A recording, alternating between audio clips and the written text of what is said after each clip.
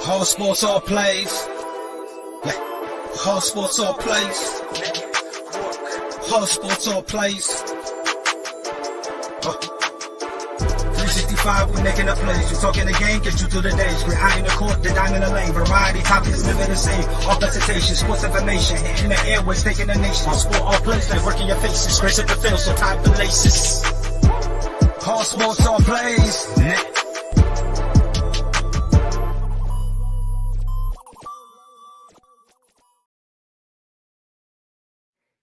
Good morning, everyone. Happy Monday morning. It is September 26th, 10:05 on the East Coast, and you are joining ASAP in the morning. I'm joined by Ray Cruz on a very happy Victory Monday for him. Ray, how you doing this morning? I'm doing great, man. It's a Victory Monday for the Jags fans. We're 2-1. We're leading the AFC South. I mean, most people, you came very seldom to say that we already doubled our output from last year.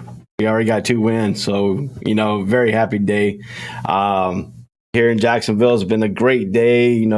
People say Justin Herbert was injured and all this stuff, and Keenan Allen didn't play. That's what the national media is going with. You always got to make an excuse when Jaguars win. But you got a pro team that are professionals, so you got to have professional athletes that can come in and take the next man up. You can't use them injuries no more. Yeah, absolutely. And anytime, really the best way to silence those doubters, you just go out and win. You go out and play those games. You gotta go out no matter who is on the field with you. And regardless of who was or was not available for the Chargers, hey, you got to go out and win those games anyway. But it's a little bit less of a happy Victory Monday for myself. The Lions, man, they pooped the bed, if that's the PG way I can say it. Lots of coaching concerns on that one through that game, but we'll get to that in a few minutes. Let us know how you're doing this morning. If your team won, let us know in the comments how much they won by, or of course, if they didn't win, let us know. Just let us know in the comments. If you're watching on Facebook, YouTube, Twitch, just let us know. Good morning. Let us know where you're watching from. But of course, if you are tuning into the stream for the first time, go ahead and hit the like, hit the share, hit the subscribe button, whether you are watching on Facebook, YouTube, Twitch, or Twitter. You can find us on All Sports, All Plays on Facebook, at ASAP Network 1 on Twitter, and on YouTube. Search ASAP Sports Network. Hit the like, hit the subscribe, hit the share button. We really appreciate it. If you like the content here, lots of great shows on the All Sports, All Plays Network. Of course, Ray has Jags Nation. We have Red Kingdom. We've got Horseshoe Talk. There's Easy Money, Afternoon Blitz. He's on fire. Mike on the mic. There's a lot of them. So if you want to see more of that great content, depending on where you are watching from, go ahead, hit the like, subscribe, follow, share buttons for ASAP Network.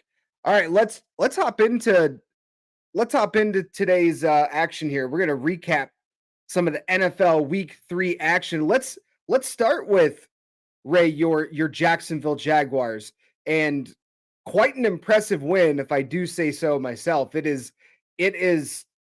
I wasn't expecting that kind of an outcome, and yes, you talked a little bit about the injuries, but when you looked at the Jaguars being the host of Jags Nation, what did you see that you liked out of the Jaguars this weekend? Like I said, to me, you win football games when you win the red zone, you win the time of possession, you win the penalty, you win the turnovers, you win how many plays you run. Jaguars ran 70 plays to 58 plays. Jaguars had the ball the last 2 weeks over 38 minutes and 47 seconds of game time in 2 weeks. They both have also won all 5 categories for me. And when they won all 5 categories, they went for a victory. But what impressed me so much is the Jaguars defense. In week 11 last year, they got their 9th turnover. Right now, the Jaguars are sitting after 3 games with 7 turnovers. They're committing turnovers. They have turnovers in every single game they have played so far this year. They have at least 2 turnovers in each of the games. First game they had 3. Second game they had 3. So you're looking at about 8 or 9 turnovers right there for the Jaguars this season. And they're playing inspired defense. They're not loafing around on defense. They're knocking. You come out to the Jaguars defense, they're going to put you on your butt. They stop in the run.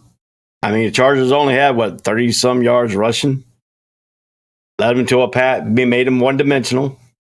They did get some couple hits on. They did get a sack fumble when Smooth came around the loop and hit Justin Herbert and made him fumble the ball, and we recovered. So they're getting pressure on the quarterback. They're not letting their corners sit down on a freaking island by themselves. And what impressed me, too, if you look at what Williams did against the Chiefs, he had over 11 receptions for 118 yards. He only had 1 reception for 15 yards. Even though Farmer came through for them on their tight end slap. But when the Jaguars got in that red zone, they didn't give up touchdown. They only gave up 1 touchdown and 1 field goal.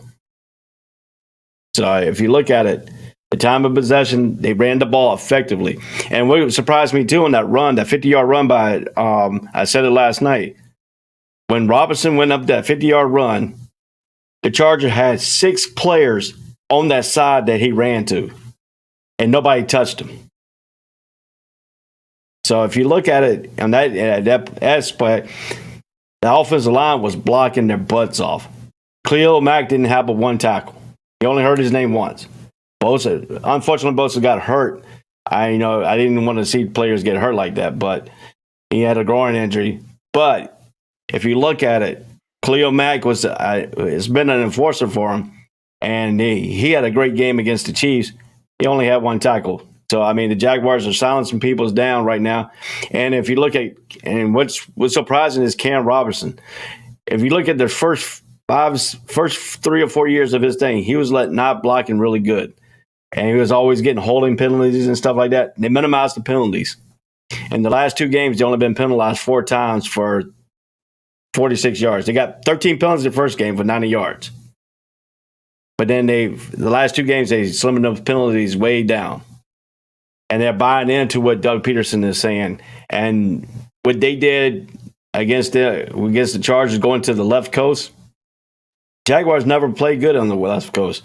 They were 3-15 in this game. Now they're 4 out of 16 trips out to the West Coast. So to me, I think the Jaguars are playing very inspired football right now. They're buying into what Doug Peterson's saying. And Trevor Lawrence is looking outstanding right now. He struggled the first game, and the last 2 games, he's now buying into what Doug Peterson is feeding them, and he's soaking it up. And you can tell the difference between a non-NFL coach and an NFL coach. Night and day. You could tell. I mean, Trevor Lawrence, yeah, he's a born winner. I mean, he won in high school, he won in college. Now we're trying to get him to win in the NFL. And if you look at it too, he was 0-9 on the road. He got his first win as the same as Peyton Manning. Peyton Manning was 0-9. Peyton Manning was 0-9. Yep. And he won his 10th road game. And he won against San Diego Chargers at the time. So if you believe in anomalies or if you believe in coincidence,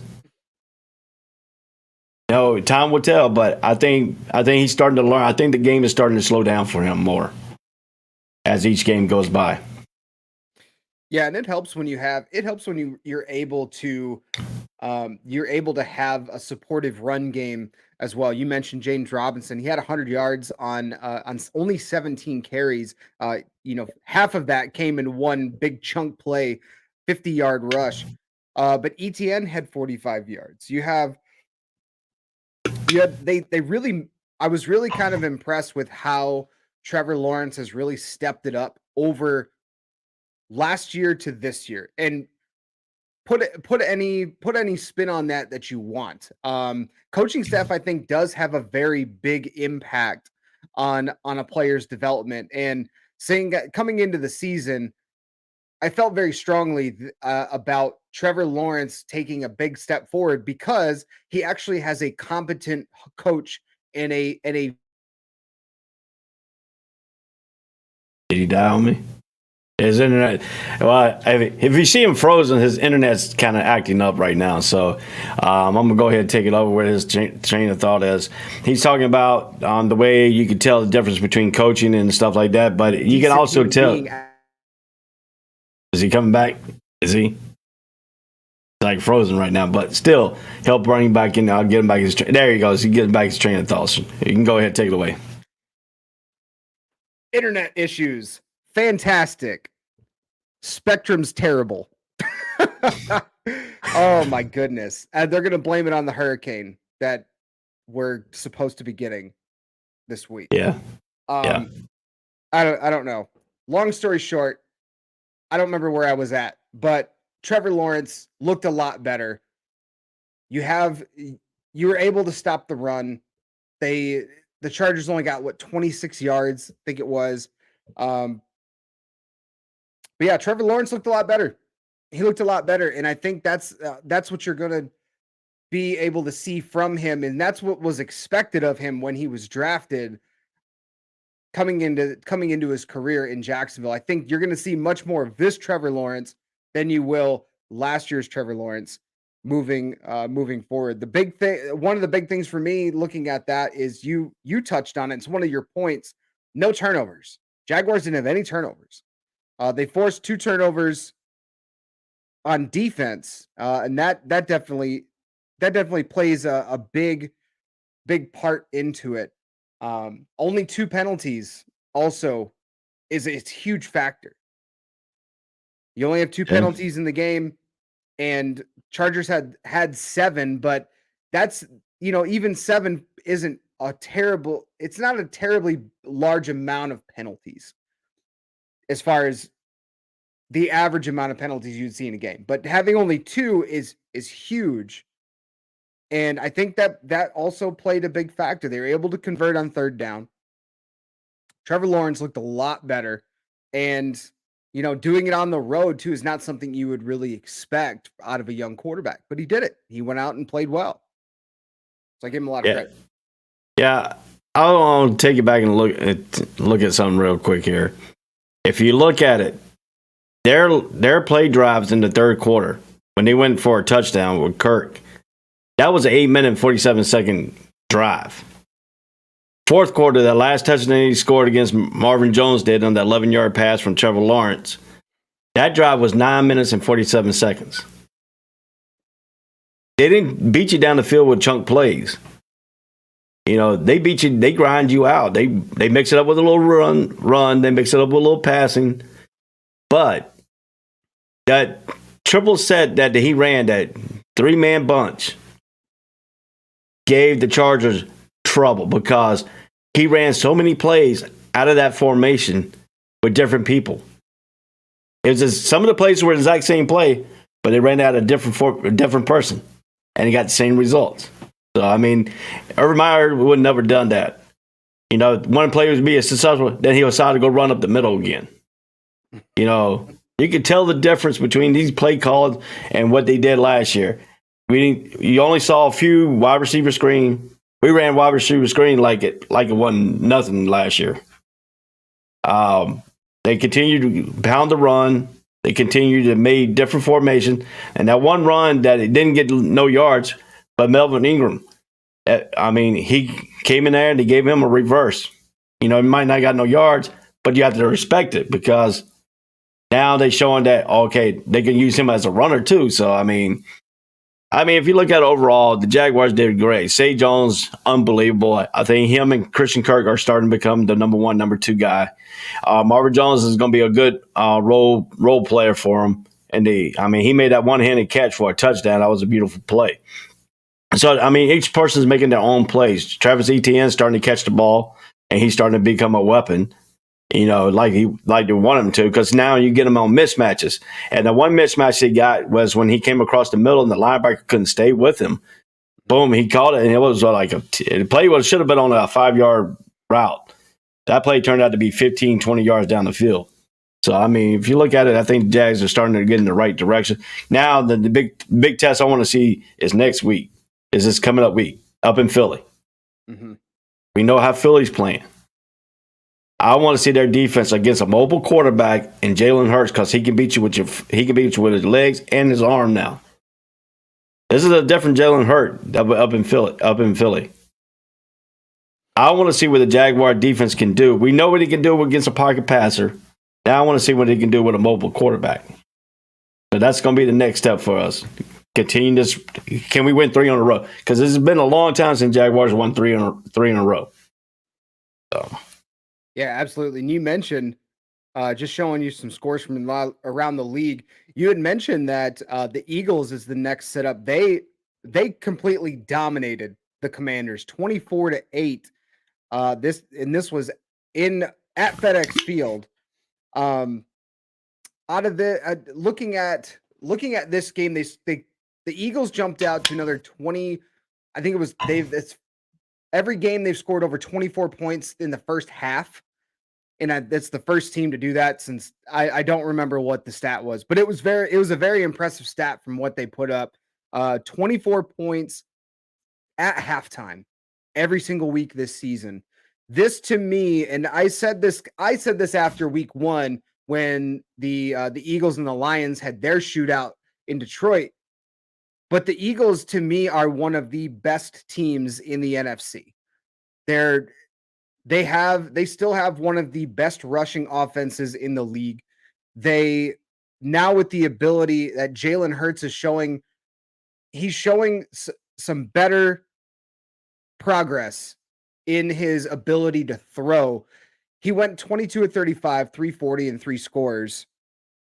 But what's really, I think, impressive is now after the first week or so, Devonta Smith finally had a breakout game. He had 8 catches for 169 yards and a touchdown, where A.J. Brown still had a decent game himself, 85 yards and a score on only 5 catches. But they were able to not only, they're multidimensional. They've been relying on the run in all those different facets, using Sanders and Hurts and even guys like Gainwell out of the backfield. But this game, there wasn't much they had to do. They got up pretty early. They could cruise the rest of the way. All 24 points coming in the second quarter. But I think this game not only shows that the Eagles are, as that comment you just showed, they were the team to beat in the East from Dustin. But I think this also shows the Commanders they're just not good. They can't protect Carson Wentz. And when Carson Wentz gets in those situations, I think it was 6 sacks in the first half. If you can fact check me on that, but they can't protect the quarterback. And if you can't protect the quarterback, I don't care if you got Gibson and McLaurin on your team at the skill positions. You can't protect the quarterback, and you can't allow Carson Wentz to throw it down the field like they did in week 1 against the Jaguars. They were able to do it, but even then, if you can't protect the quarterback, you can't be successful in this league. Yeah, and he got sacked 9 times for 58 yards. Yeah, 6 of those in the first half. I think I saw, but it was. But if you look at the stats, if you look at the lines here, this is the difference between the Eagles and the Jaguars. Jaguars have to win the time of possession. Eagles didn't, because the Redskins hold the ball. The Commanders hold the ball 32 minutes and 54 seconds of the game. They only had the ball 27 minutes and 6 seconds, but they were scoring quickly. So that's the difference, because they can score quickly. The Jaguars have to drive the ball down the field. I mean, we do have Christian Kirk, and we do have Shea Jones, who's our speedsters. But still, again, they don't try to chunk the ball down the field because the defense don't want you to burn them. If you look what the Chargers did to the Jags, they put 2 safety high, and he said, you're going to beat us with the underneath throws. And that's what the Jaguars did. Now the teams are now seeing you cannot do that to the Jaguars, because Jaguars will eat you alive going down the field, chunking you away. And if you look at the Chargers, how many times they had a possession in the second half? They only had like 3 possessions in the second half. They have 2 in the third and 2 in about 4 possessions total, because the Jaguars took the time off the clock. So if you wanted to be the team that plays that So I think this is going to be a vital matchup for Philly. I think this is where you're going to see what Philly is made of, because the way the Jaguars are made up right now is they're going to test their defense. They're going to test their defense if they can guard them one-on-one and if they can match up with them zones. And, buddy, if you look at it too, and when they go to that stack thing, you got to be careful with that because they're dangerous with that stack. If you look what the Chargers are trying to do, the Chargers, they figured out what they were doing and they tried to stop it. But guess what? They came with another combination off that. Mm-hmm. So now you stop the quick out and you're going to put, soften that up, what Philly wants to do. That could be an advantage for the Jags. But but you're talking about a complete team. Yes, they are a complete team, but they only rushed for 72 yards. They only rushed for 72 yards for the Eagles. Yeah, so the Eagles, kind of looking at, those are two different styles of play, and the Eagles are more of a quick strike team. They want to score, and they won't really have sustainable drives like the Jaguars have been showing so far. The Eagles are averaging, or this last game, they averaged about 2 minutes per drive. They had 13 total drives, and not many. I mean, none of them were over 4 minutes. None of them. On the other side, Jacksonville, they had 1, 2, 3, 4 drives of over 5 minutes.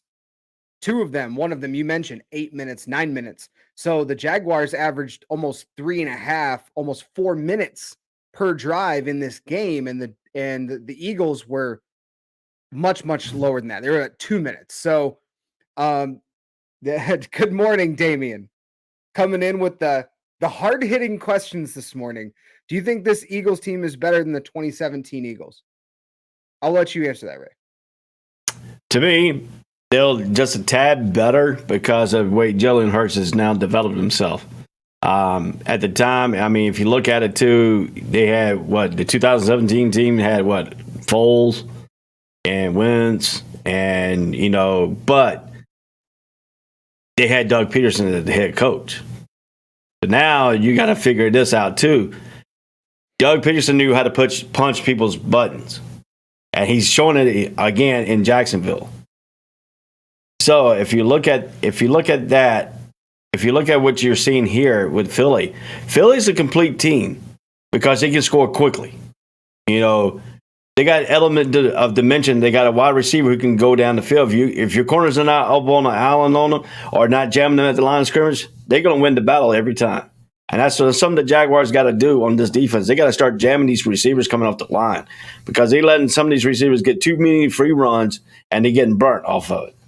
So what we're going to see here with Philly is how does Jag run that coverage? And this team with the Philly they're about equal right now. I said they're about equal right now. But this team is winning. This team is winning football games. And Eagles are winning big.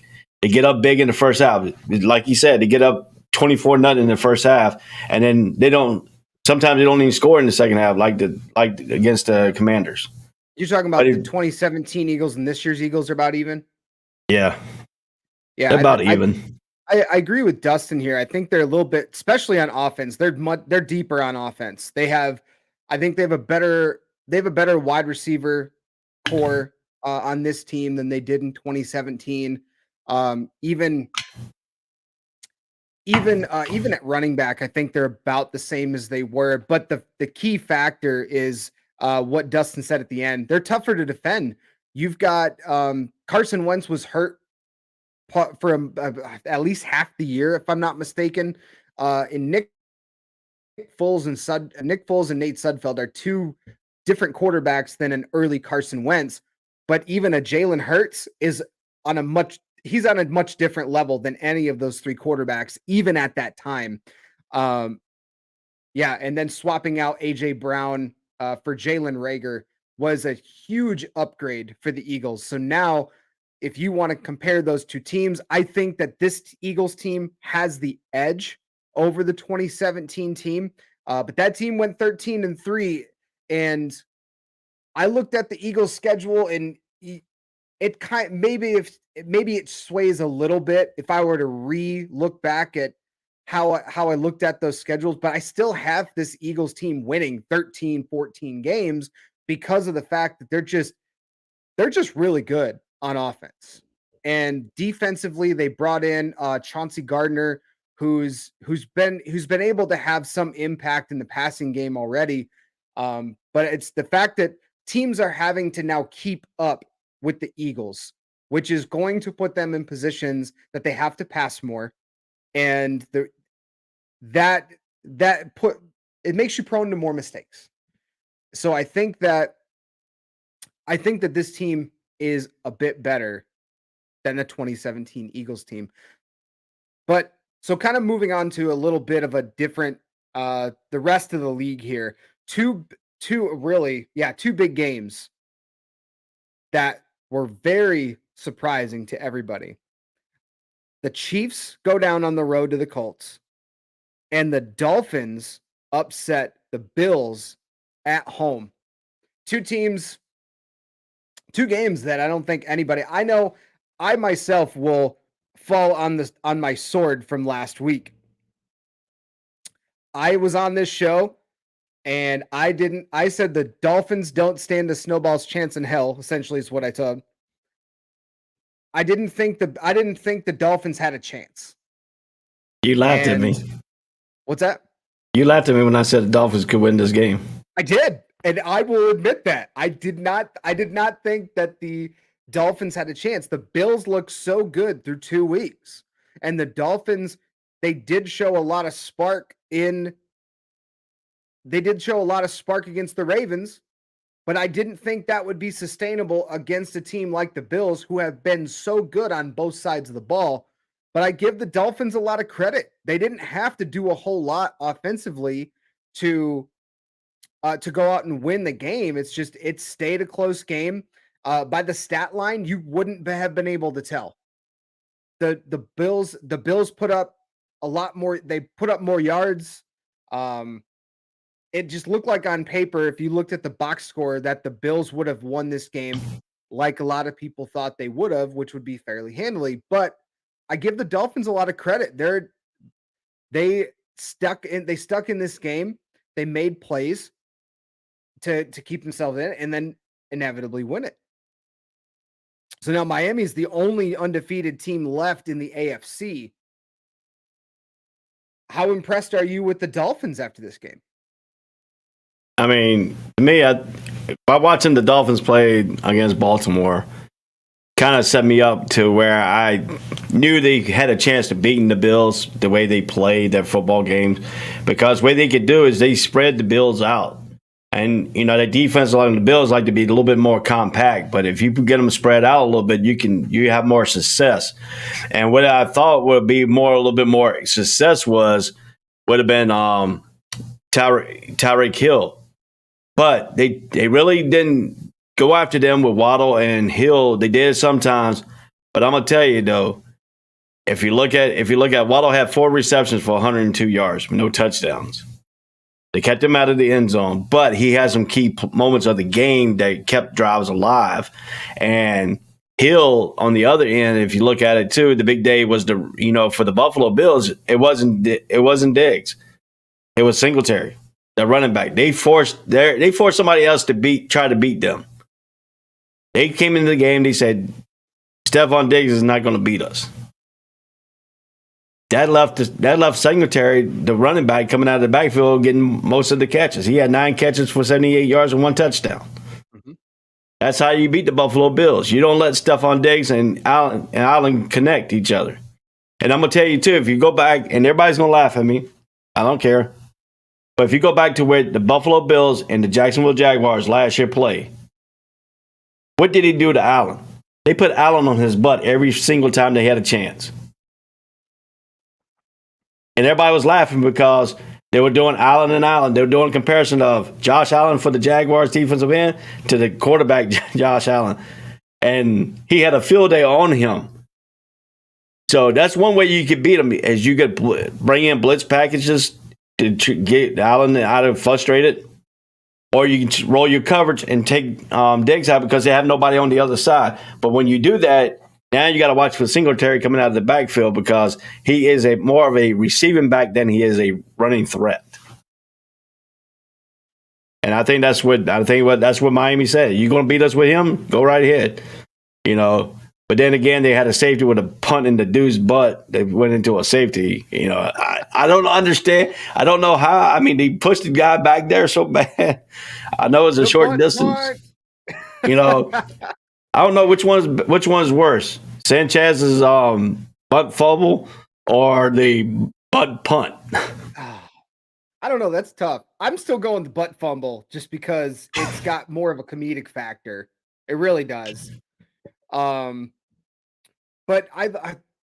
you look at this game and how it played out. There was no business. Miami had no business winning this game. They didn't. They got dominated in a lot of different factors. However, just Buffalo was not able, as you kind of mentioned, is they weren't able to convert on scoring chances. I know they only had one missed field goal, but they got themselves into 18 third down chances. They converted 11, but still, that tells me if you're getting into 18 third down opportunities, you're not getting enough yardage on first down, on second down to continue to move the chains. You've got to rely on your third down conversions, which if you do well, and 11 of 13 converting on third down to keep drives moving, that would tell me, okay, that they're moving the ball down the field. They have long possession time, but they didn't really have a lot of time of possession per drive. They dominated overall 40 minutes, but that even, again, just a lot. I look at this. This is the wild thing about the NFL. I look at that box score and I look at all those stats and I watch part of that. I was able to watch part of that game, but I look at that and I go, Miami had no business winning that game. But yet here they are 3-0, and Tua and company did enough. They didn't have to do a lot, but they did enough to win. And that's all you can ask for out of your team year in and year out. Do enough to win. Because now the Dolphins sitting at 3-0, they're first in the AFC East. Everyone's chasing them now. Yep. That's all that matters in the NFL is to survive and advance. Just like the old adage of college basketball, the March Madness tournament. Survive and advance. That's literally what the NFL is week in and week out. You survive and move on to the next week. Yep. If you look at what the Dolphins did, though. First quarter, they got a touchdown from Chase Edmonds. Second quarter, they got a touchdown from River Carcref, whatever his name is. Never heard of him. Not even in college football, I never heard of this dude. That was his only catch for a touchdown. Only catch of the day. Chase Edmonds ran the ball in again and got another touchdown. Yeah. Where's the big playmakers for them? Where was Hill at? Where was Waddle at? They took them away, but they let other people beat them. And that's something about NFL. And we talked about the different keys. I talked about winning the time of possession. Dolphins didn't win anything. Nope. They won the turnover battle. They did force one turnover. That's it. One out of five. 1 out of 5. And they still won the game. Yeah. And if you look at it. Yeah, go ahead. And if you look at it too, the time of possession, you said 40 minutes and 40 seconds to 19 minutes and 21 seconds. So you had a long drive. They won the third down. I mean, they were over 50% in third down conversions. They were 2 out of 3 in fourth down conversions for the Buffalo Bills. If you look at the Dolphins, the Dolphins were 3 and 8 on third down conversions. They were 3 and 8. They didn't go for none on fourth down. Look at the plays. Look at this play disparity here. Buffalo Bills ran 90 plays. 90 to 39. But they only had 9 total drives to 8 for the Dolphins. That's got to be a little bit of dispersion because last week we were like the national media was putting Buffalo. Buffalo's the team to beat. Then they lose to the Dolphins. Now the Dolphins are the team to beat. That's the great part about the NFL. And you kind of that's one area you kind of touched on it. The turnover battle. It's always a very telling stat. Obviously, you're turning the ball over more than the other team, you're probably going to lose. But the fact that there was only one turnover in this game and Miami didn't turn it over at all, that's an area that I thought the Bills would be able to kind of capitalize on, is to be able to get Tua into situations where he makes mistakes throwing the football. They did a great job of containing Tyreek Hill because he only had 2 catches, but only 4 targets, which means that he wasn't open or Tua didn't see him to try to get him the ball. You know, he went to Waddle 6 times, 4 catches, 102. But that's what I was looking at this game. And I think that was a key factor of why the Dolphins were able to not only stay close, but ultimately win the game. Is you didn't need to sustain the long drives, but they scored when they needed to keep the game close, and they didn't commit turnovers. That's a big part. Both teams had a few penalties. Bills had 7, Dolphins had 4. So to me, that's about the average you would see in a game, anywhere between 4 and 8 penalties in a game. But that's, to me, was the most impressive part of the Dolphins win. The fact that they didn't turn the ball over against a team in the Bills, and their defense they cause havoc on defense. Through the first 2 weeks, we saw them do it against the Rams. We saw them do it against the Titans. Based on those 2 weeks, that's what we were talking about going in this matchup, that the Dolphins, are they going to turn it over? And they didn't. And I think that's a big piece of why they won. They had timely scores, and the Bills still had a chance to win. I don't know what happened to Josh Allen. Maybe he threw it so many times, 63 in this game, that his arm fell off on that 4th down trying to throw it to the end zone, because he threw it, I don't know what they were, like 12 yards out, maybe 15. I think somewhere in there. And that ball died at like the 5-yard line. Like, it just right into the ground at the 5. Like, it didn't even get a chance to get to the end zone. No. So you got to wonder what happened. But they had a chance at the end. They had 11 seconds left. He dumped it down. I think it was to Singletary. He didn't get out of bounds. And then they didn't even have a chance to get another playoff, to get a Hail Mary. So those are things that you have to, if you want to be a championship team, you've got to know the down and the time left. You got to know that, okay, I catch this ball, I got to get out of bounds, I got to stop the clock to give my quarterback, my offense, a chance. And he didn't do that. He ran, he had a chance to go out of bounds, and he didn't. He cut it upfield, and the clock continued to run. Didn't get a chance to get the playoff. But if you look at it too, though, if you really want to be a championship team, sometimes you got to win games that are this ugly. Yep. And the Dolphins won it this ugly. So do you make them a Super Bowl contender? Not right now, because it's still early in the season. They still got a lot more games to play. They still got to go back up to Buffalo and play Buffalo. So it's a long ways from being over. But then again, the Dolphins showed that they can win ugly. They can win good. They can win ugly. Buffalo shows they have to play good instead of playing an ugly game against an ugly team. So that's the next step for Buffalo. The next step for Buffalo is they exercised the monkey off the back against the Titans, against the Chargers, against their teams, and Baltimore. They took some of the things off that. But if you look at Buffalo, Buffalo beat the Rams first game of the season. Everybody's like, okay, they're gonna be good. They're gonna be good. After they beat the Titans, this is the team to beat. But you only had 2 weeks of games, 2 weeks of samples of their defense and stuff. Now you got 3. Now you see they dominated, but they still lost to a team that played ugly. And that's sometimes an ugly game will set a team up. Now let's see what the psyche is for the Dolphins going into the next game and see if this prevailed them to be another caliber team. They're going to have a monkey on their back. They got a target now. You're 3-0 in their division.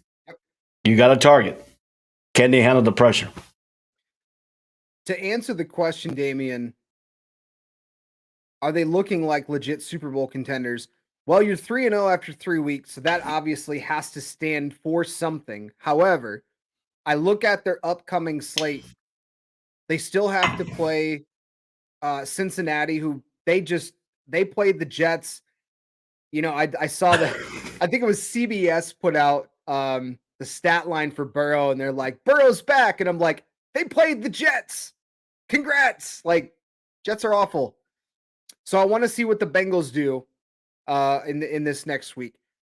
Dolphins then play the Jets. Then they play the Vikings, Steelers, Lions, Bears, Browns, and then hit the bye week. Super Bowl contenders, I think, is that's I think too high of a ceiling for them. They do have a handful of winnable games still, but you got a lot of divisional games still left to go. You mentioned they got to play the Jets twice, Buffalo in Buffalo, and New England in Foxborough. Those are all tough games for them to play. You got to play at the Chargers, at the Niners. You got to play Green Bay, who beat the Buccaneers in a ugly, ugly game.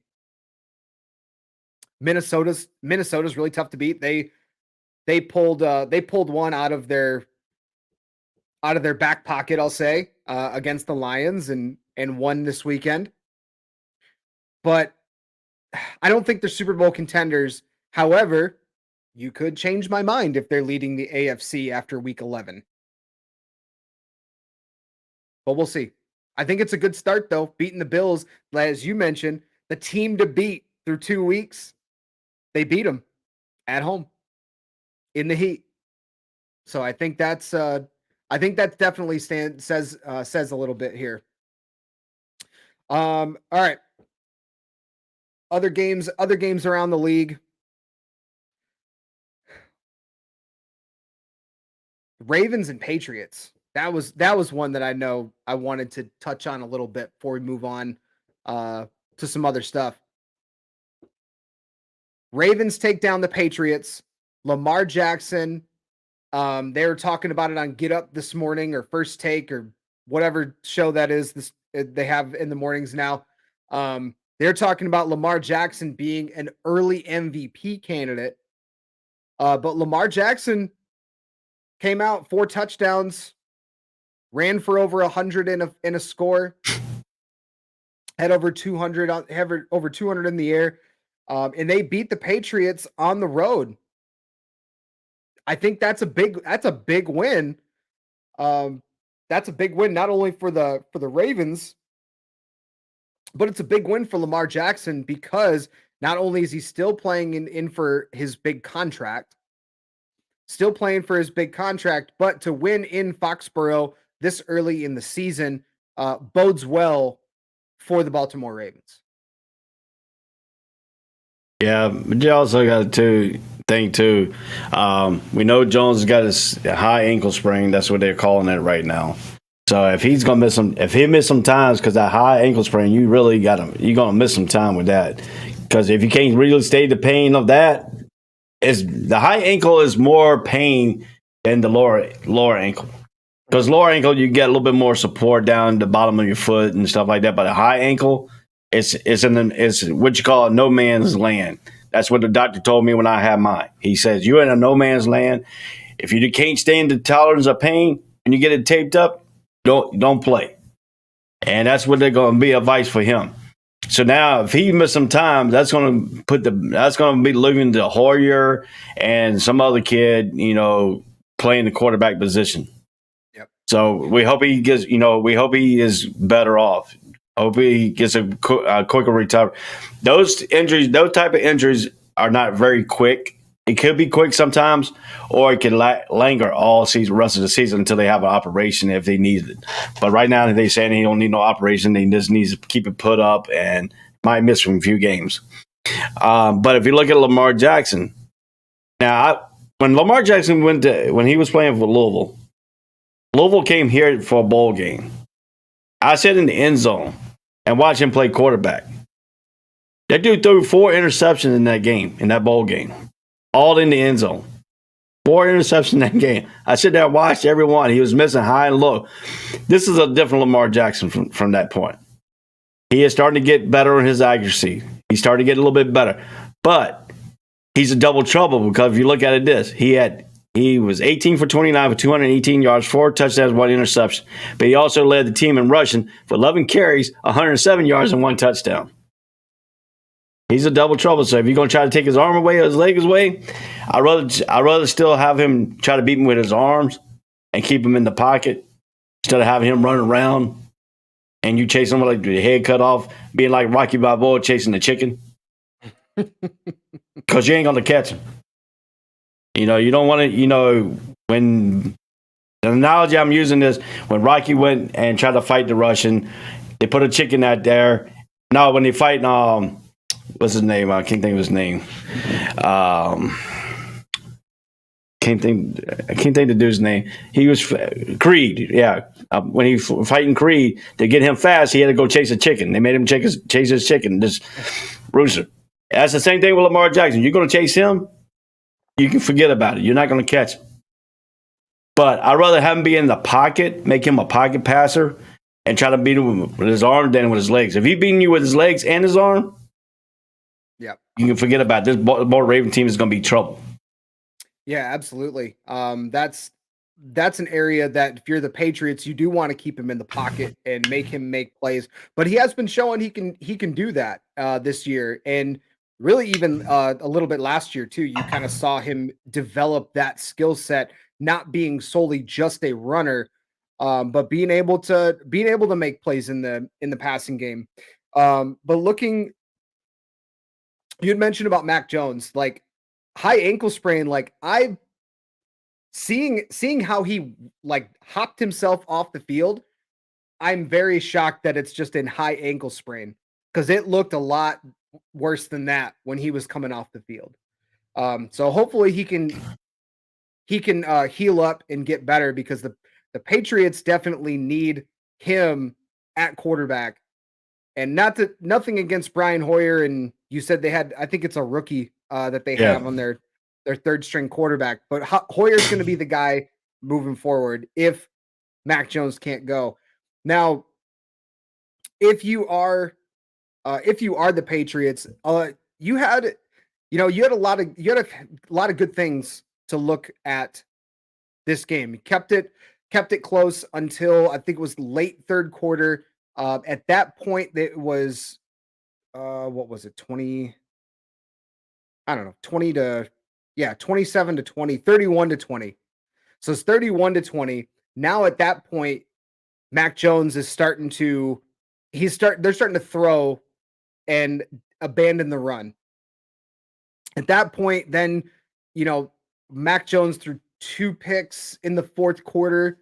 They had a fumble in the fourth quarter. So the Patriots still had opportunities to keep this game close and to make it to have a chance to win. But regardless of whether that ankle was bothering Mac Jones before that one of those last plays and he hopped himself off the field, kind of remains to be seen, but we hope that he heals well. But they had a lot of good things. They were able to run the ball fairly effectively. They had rushing touchdowns by 3 different players. And Devontae Parker had 5 catches for 156 yards on 10 targets. But, the Patriots now looking forward to them. If Mac Jones screwed without Stidham, Damian, I don't think Stidham wasn't the answer either because they abandoned him and he's not playing anywhere else right now either. I think the Patriots, when they drafted him, they hoped they could find this is what the Patriots had been doing. They were trying to recapture lightning in a bottle with Brady, again with more quarterbacks, and it clearly that wasn't the case. They did that with Stidham, didn't work, so they shipped him out.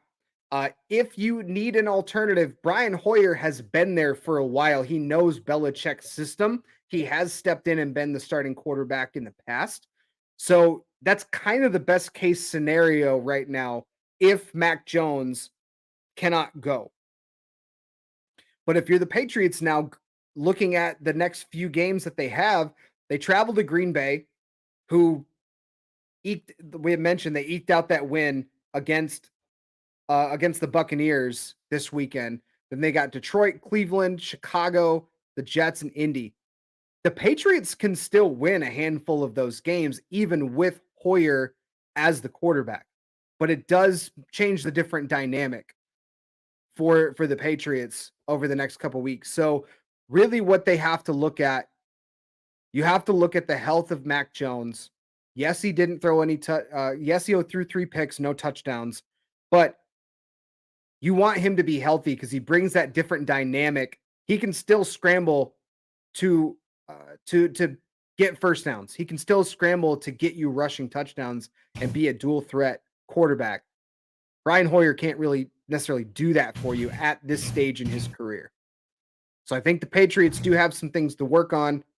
They can still win a handful of games going into their bye week in week 10, but it just depends on the long-term health of Mac Jones. That's kind of how I look at what happened out of that game. I want to touch on Damian here yet again. I appreciate him commenting here on YouTube, checking in with us every day. So we appreciate that. Minnesota got lucky. The Lions would have won the game if defense didn't choke in the final minutes. I disagree to an extent because of the fact the defense didn't put the Lions in that position. Dan Campbell put the Lions in that position. He went for it on 4th down 6 times in this game. He didn't trust his kicker until there was the kicking game. Neither kicker could convert field goals for some reason on Sunday. No idea why. But he doesn't run Seibert out there multiple times, goes for it on 4th down. Sure, if you want to go on the analytics and that's what he's looking at, I'm not sure. But when you have the opportunity, you're either going to kick a 50+ yard field goal, 54, which would be a career long for your kicker, or go for it on 4th and 2, I believe it was. If you go for it and don't convert, you're still gaining 10 yards of field position that the Vikings still have to march down the field to go. You could have punted the ball and tried to put it inside the 5, giving them 90+ yards to go while you still have the lead. But yet you choose the worst possible option.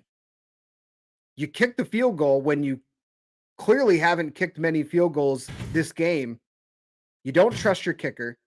And then he says in the press conference, he pulls a Nathaniel Hackett and goes, "Yeah, I really should have went for it on 4th down. Man, I really let everyone down." You don't double back like that. That makes it worse. Everyone's like,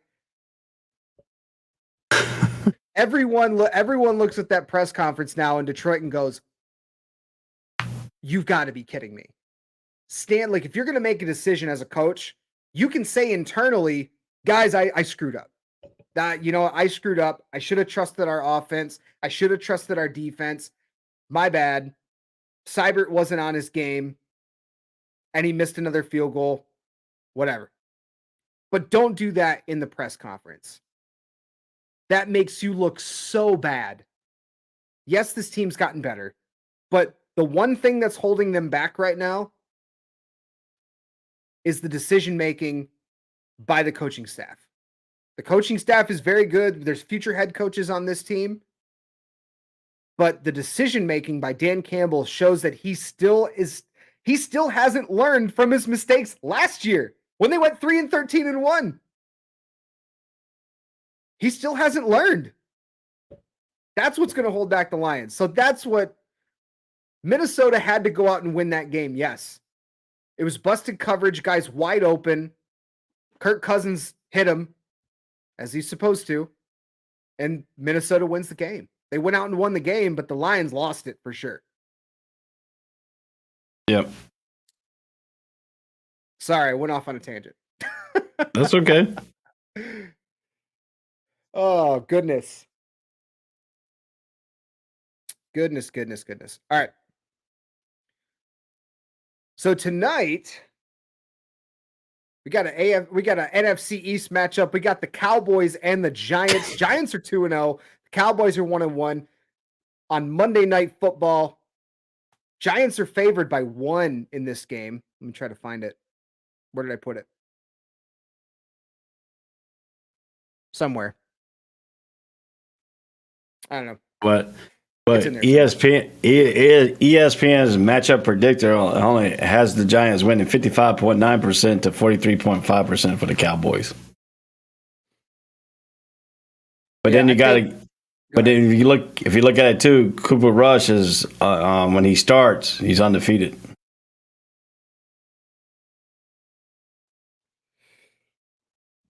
I think the big thing in this game for the Cowboys is going to be 2 things. Knowing you have Cooper Rush in the game, you've got to be able to establish the run in some capacity. Zeke Elliott's got 105 yards in the season. Pollard's got 51.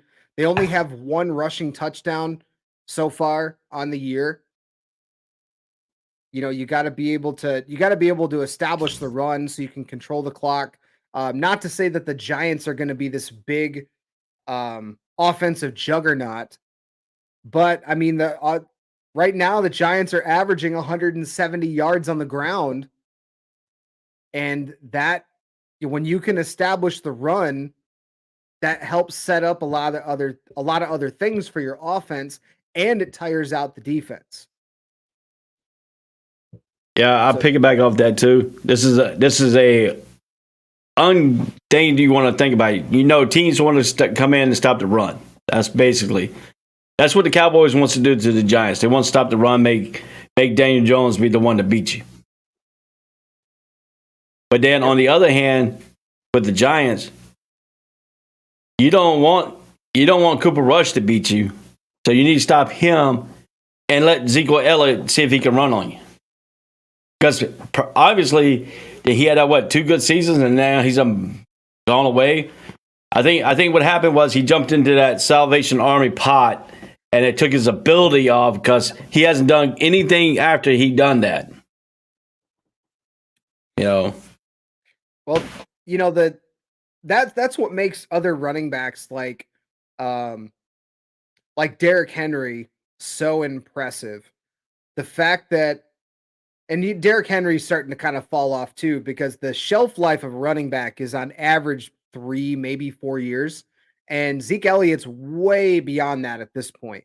So, he, just like a lot of running backs, when you come in first 2 to 3 years in your career, that's when you're the most fresh, the most healthy. That's when you can be the most explosive. But you got to find ways to integrate those types of players into your offense as their careers develop. And right now, the Cowboys, they're in the bottom half of the league in total offense, rushing, passing. Doesn't matter. Their offense, they're not really moving the ball effectively really at all. So I think this is going to be probably the same type of a game that we have come to expect from NFC East. It's probably going to be a pretty ugly game, just like a few of the games. That's the theme of this weekend for the NFL is ugly games, and I think that's what this is also going to ultimately be. Defensively, the Cowboys can't stop the run. They're 22nd in the league in rush defense. They're 5th in the league in pass defense. And I think the Giants can exploit that because they have the 3rd best rushing offense in the league coming into tonight's game. I think that's going to be the key factor. If you can control the line of scrimmage as the New York Giants, do what you've done the last couple weeks and lean on that run game, that's going to bode well. And I think that's ultimately what does it for the Giants. And I think the Giants can take this game at home. The Dallas Cowboys, they got a lot of holes And yeah, they go out and get the big names and everything, but they got a lot of holes. Their offensive line isn't what it used to be. Don't tell Jerry Jones that. But this team isn't what they were a few years ago when they had the best offensive line in the league. Zeke Elliott was one of the top running backs in the league. Dak Prescott, in the conversation for MVP. Those days are gone. You've got to work with what you got, and the Cowboys have not been able to adjust and adapt to their roster. And I think that's what you see now here is now that Dak Prescott goes out, you still got to be able to stop the ball. So that has nothing to do with him. Well, if they can't stop the ball, you can't put yourself in position to win. Now, I'm going to take devil's advocate here because I played linebacker in high school. Micah Parsons for the Cowboys. You don't block him, he's going to be in your backfield. Yep. That's the key you got to key on for the Giants. You have to key on him. If you can put him away from the line of scrimmage where he can make all these plays and your running game is effective, then you can beat the Cowboys' defense. But if Parsons is in the backfield, if he's stopping your running and he's end up hitting your quarterback, it's going to be a long day for Daniel Jones. Even if Daniel Jones starts running, I don't think he can break a 100-yard rush unless the turf monster is going to trip him up again. As just point blank. I'd rather have a person that came out of Duke University at football try to beat you than having Barkley that came out of Penn State run the ball all down your throat. Because I'm going to tell you what, Saquon Barkley is a dangerous guy. Because if he's healthy, he can cut on a dime. He is like Barry. His running style reminds me of Barry Sanders, where he can stop on a dime and cut. Sanders could do the same thing. He can stop on a dime and cut, or he could keep running and cut out of nowhere without stopping, without slowing down. And that's what Barkley's got. Barkley's got the same kind of style as Barry Sanders. He can run, he can stop, plant, cut, or he can cut on a dime while he's still running and not even lose speed. So if Parsons cannot cause havoc, the Cowboys are going to be in for a long road in this ball game. Now on the other end, if Cooper Rush plays like he did last week with 399 yards passing, and he is starting to become that thing, and Jerry Jones even says he's welcome for a quarterback controversy. Hey, that's what he said. He said that last week. He said, "I'm welcome a quarterback controversy." But if Rush is winning, if he keeps winning like he is, and when Prescott does come back, you'll have to rush. Like I said a week ago, when all this took place. If Cooper Rush is winning games, you don't have to rush Dak Prescott back quick. You can let him take the full 6-8 weeks, as long as he is winning the games. Let him get healthy. You don't want to bring him back too early because that thumb injury could reactivate, or if you bring him back, rush him back too early. But if Cooper Rush is winning ball games for the Cowboys, I don't see them changing until they get to a losing streak. But if he ain't winning, then that's going to put pressure on Prescott to get back quickly. Mm-hmm. And cause more of a thing. But like I said, the Dallas Cowboys is looking like a different team with Rush out there at quarterback. He looks like he's got command of the offense, but he's still got a trouble with the running game. That's why I said you stop the passing game first for the Cowboys, because Zeke right now is not showing me that he can beat anybody. And I don't know if it's because he jumped in that freaking Salvation Army thing. I don't know, because ever since he jumped into that, he hasn't been the Zeke of old. So, yeah, the Cowboys become a different team when Dak Prescott is not in the game. When he's in the game, they're forcing more throws. They're putting things on his shoulders to go out and win it versus to run an offense and develop a game plan.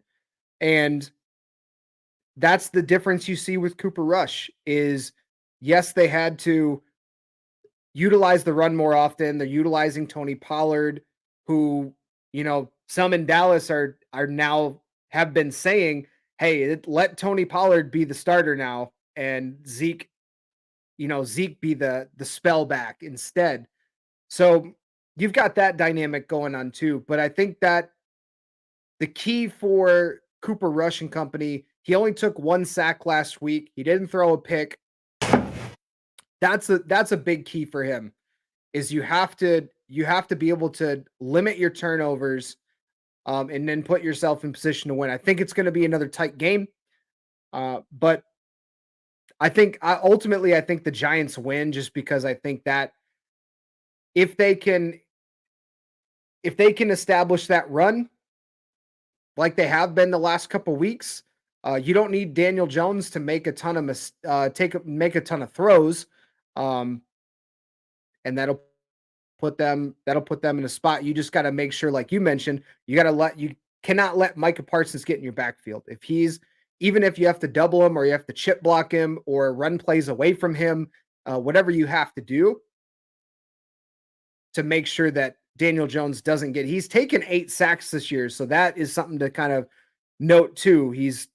That's kind of been one of his MOs, taking sacks. So it's gonna be a fun game to watch, I think, if you are a fan of these two teams. Otherwise, I think it's gonna be a pretty boring game, to be honest with you. Yeah, it could be. I think the deciding factor of the whole game will be because a lot of people will tune in just to see what Cooper Rush does. Yeah, it's still going to get eyeballs because of its Monday Night Football. People tune in to watch it, but yeah. Other than that, I think it's going to be an ugly game, just like a couple of them. Bucks, Packers, Broncos, 49ers, which was last night, 11-10 finish. I watched the first half of that. That wasn't a terribly exciting game either, but I mean, credit to the Broncos for keeping it close, and Russell Wilson just made enough plays to keep the team in contention to win, and ultimately Melvin Gordon gets the go-ahead score. But yeah, I was doing my Jag Nation while the game was going on, and I looked up. It was 10-5. I said, darn, this is a baseball score. And it came out to be, 11-10, the final score? Yeah, definitely. Anybody that watched that game last night, it was a game. It wasn't really anything. Halftime, I look at 7-3. Like, all right. Wife wanted to watch the new Game of Thrones stuff, come back, and I'm like, oh, 11-10. That was boring. I didn't miss much. More people. I mean, I'd rather have the Jaguars and the Chargers game on there. That was a fun game to watch. I mean, even though I'm a biased Jaguar fan, but I mean, that was a fun game to watch. The Raiders and Titans was a fun game to watch. The Colts and the Chiefs was a fun game to watch. And they were all on freaking early and then the late games in the afternoon. And then you put because of Russell Wilson, the factor, and the 49ers defense and stuff like that. I know it kind of run up, but that game was worthless, man. I mean, all you heard was announcers talking about, oh, they got this going here. Oh, they got a safety here. We got a baseball game going here instead of a football game. It wasn't exciting to watch unless you really, really true like defense. Yeah, coming into the game, the brand recognition between the two teams, that's part of what they put on Sunday Night Football. And Damien didn't like it either. He said he was watching some TikTok instead. So that was probably more entertaining. But I saw the appeal. And if you think about it, the Broncos, after winning this game, realistically should be 3-0. Realistically, you should be 3-0 if Daniel Hackett doesn't make a bad call against Seattle to not go for it on 4th down. But one of the games we haven't talked about, we'll wrap that up with this. We talked about the Bills and the Dolphins and what that implications of that game were. But the other one that came up, the Colts had a huge upset against the Chiefs at home.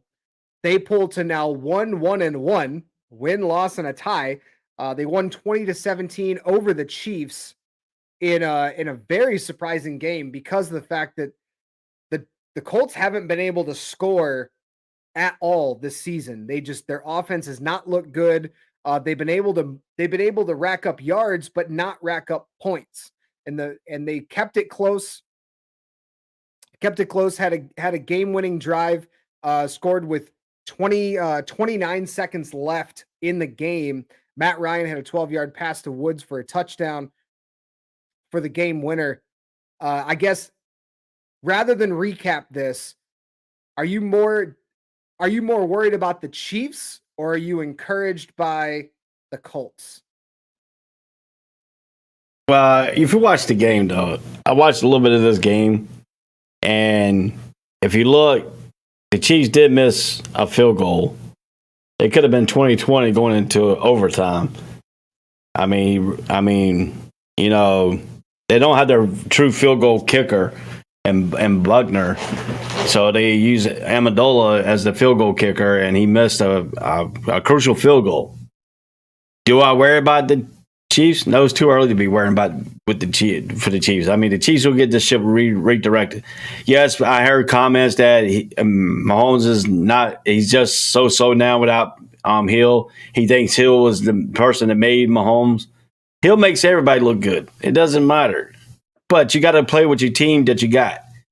If Mahomes is supposed to be the superstar quarterback that people made him out to be, he will win games with less talent. Look at Aaron Rodgers. Look what he did in Green Bay against Tampa.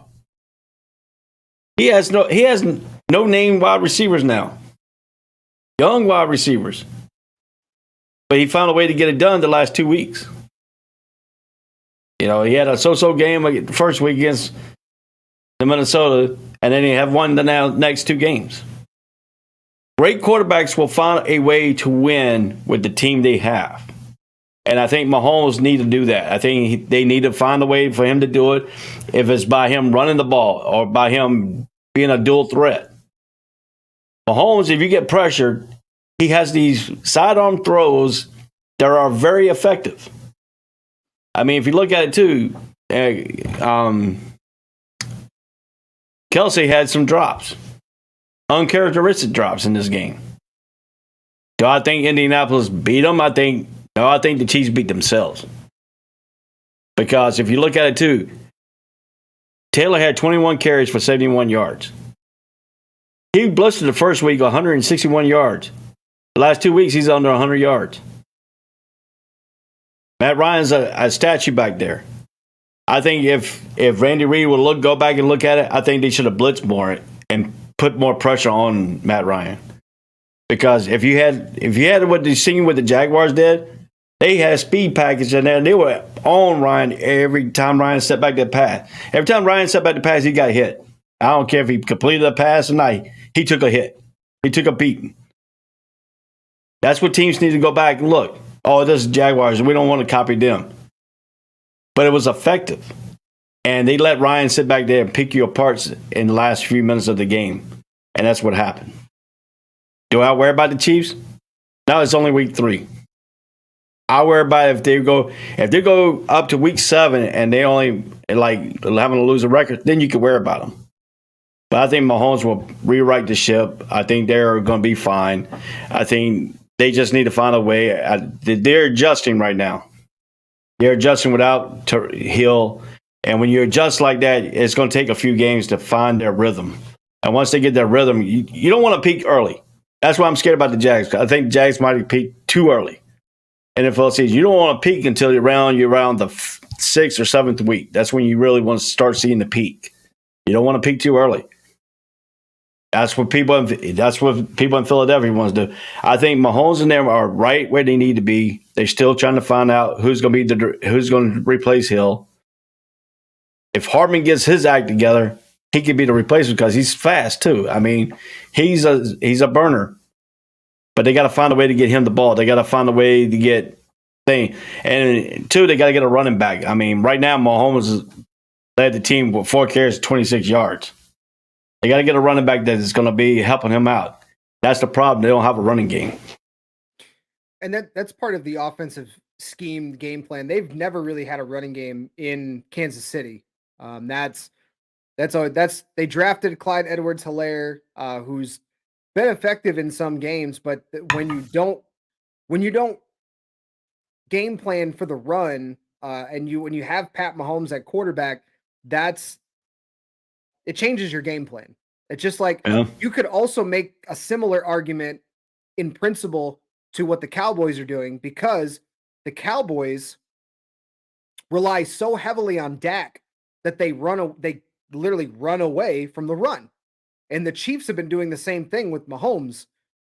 They rely so heavily on the pass that they forget about the run game and establishing that. That was that point, Damian, about the bickering at halftime. Mahomes had come out and said in the post-game presser that was more so it was a smart idea by the coaching staff to just, hey, let's get to halftime. We're getting the ball back to start the second half. But Mahomes is like, hey, that's on me. He's like, I want to score. When I'm on the field, I want to go out and score. That's really all that was. It's the heat of the moment. At that point, I forget what the score was at halftime. It was halftime score. Was it 14-10? 14-10 at halftime. 14-10. They wanted to get another score to go up either, at least to 17-10 and then get the ball back at halftime. So I understand, like, that's just a heat of the moment thing. I'm not too worried about that. To answer the question though, I agree with you. I'm not worried about the Chiefs yet, because it is only one loss. You still have one of the top passing offenses and one of the top offenses in the league. Defensively, you got a few things you got to work on, even though they are statistically a top 10 defense. But I'm more encouraged by the Colts now, because they were my pick to win the AFC South. I think they have a lot of pieces there. Matt Ryan's a big factor of a pro and a con, because you mentioned he's a statue. He doesn't move around. He's at the end stages of his career. But I would be more encouraged by the Colts now out of this game, because you had a stinker of a tie against Houston, who's not supposed to be good. You never play well in Jacksonville, but you got shut out in Jacksonville. So now that you come out and you beat a team like the Chiefs, they've still got a tough road ahead of them. The Colts have a lot of work cut out for them.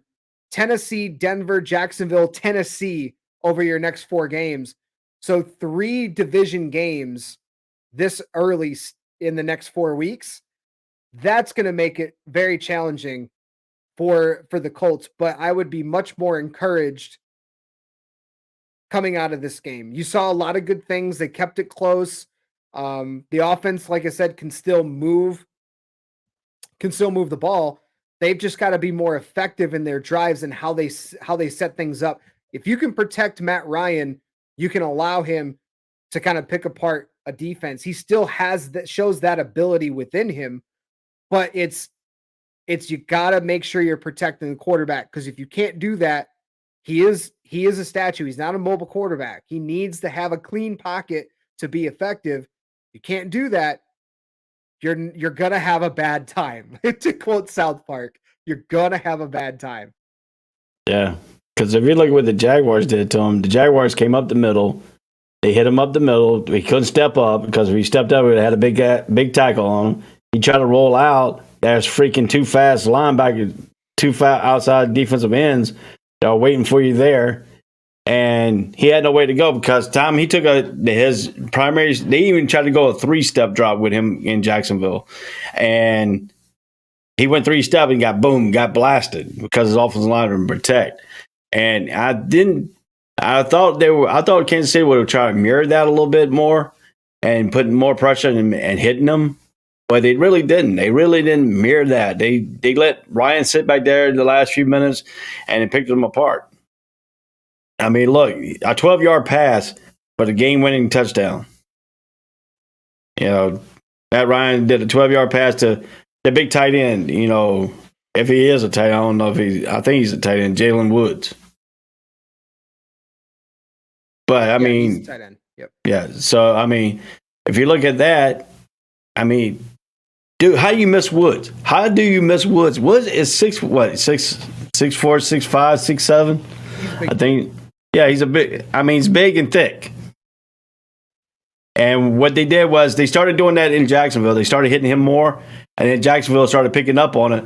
So what they did was they slid a freaking safety over there. Soon Woods tried to catch the ball. He gets bout right in the back.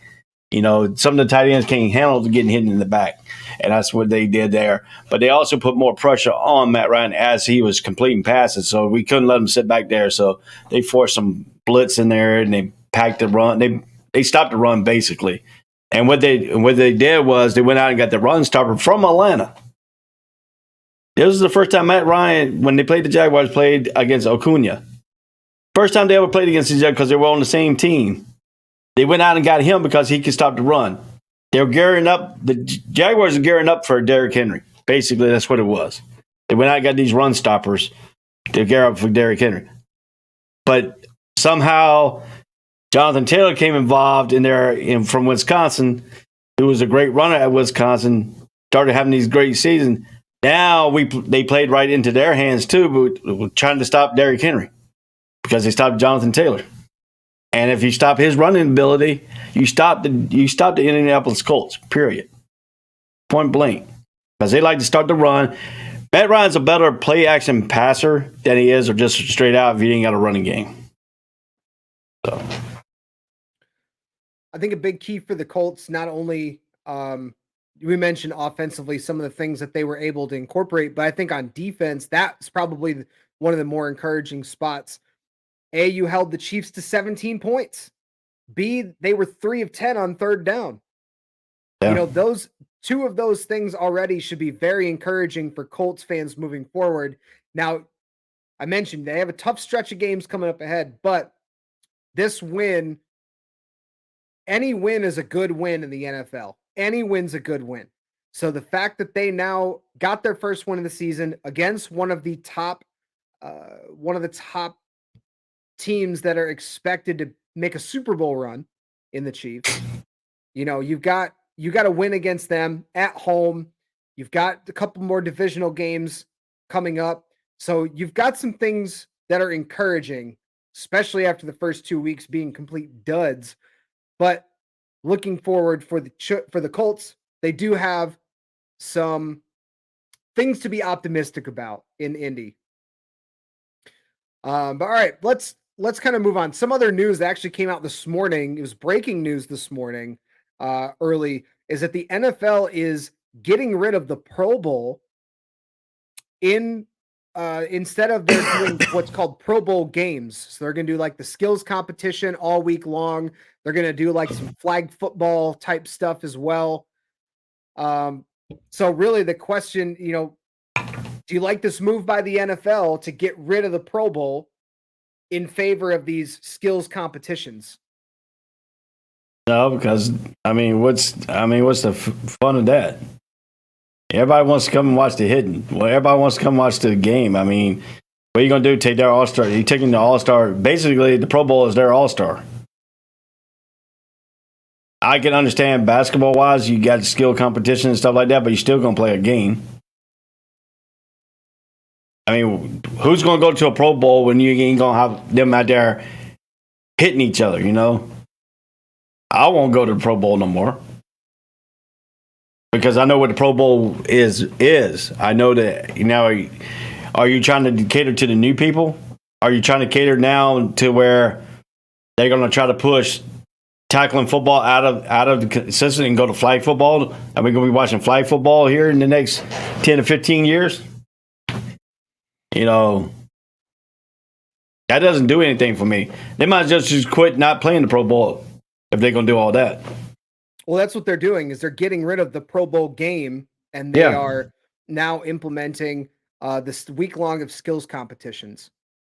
I'm pro this, actually. I'm pro this because the Pro Bowl has been a complete joke for 20 years. Nobody They don't play hard. And I get it. For baseball. They don't really, baseball, they play harder than the other ones, than the other all-star games. Basketball, they've found ways. That's a complete show. That's not a joke, but it's a show because that's kind of what that is. Hockey, it's the same thing. It's a show. So for the NFL, I think because it's such a violent sport, I agree. I'm okay with getting rid of the Pro Bowl because it's okay having the recognition, do like the fan votes for Pro Bowl. I'm still okay with that. And do this. The skills competitions are great if you get the right people, but you got to get the stars to play those. And hopefully now with this, the Pro Bowl going away, you can get some of those stars, the big names, to come out and compete in these skills competitions because they're not very strenuous compared to a real game. But the game itself has been a complete joke for 20 years. There's no point to even play it. A lot of guys even sit out. So what's the point of even playing it? And I know it's going to upset some people that want to go see an actual football game for that week. I know you had mentioned yourself included, but to me, that's not the point of an all-star weekend. It's the skills competitions. Think of what's the biggest draw for the NBA in the all-star weekend. The slam dunk contest. Skills competition. Yeah, NHL, it's all the competitions. It's the hardest slap shot. It's the agility stuff. All those are more about the weekend than the actual game. Baseball, the home run derby is the one thing that everyone goes to see.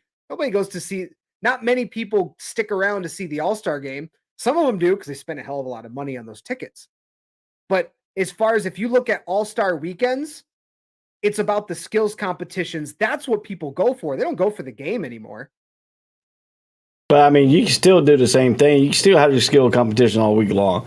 I mean, if it's not very strenuous on people, you can still have those skill competition and then complement it all the way up to the Pro Bowl. Pro Bowls, like you said, it was a show.